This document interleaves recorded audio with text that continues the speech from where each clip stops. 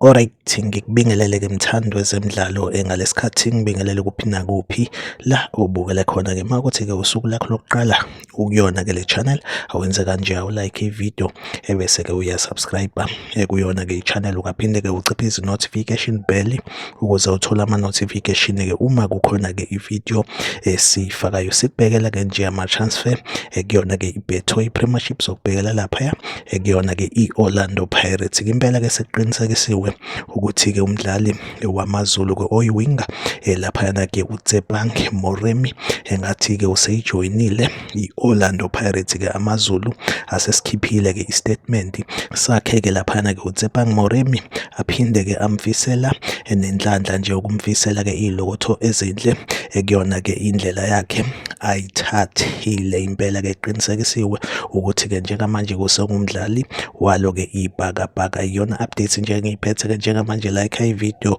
usubscribe kuyona-ke i-channel. Mina nawe asihlangabezane kwividiyo elandelayo, nisale kahle.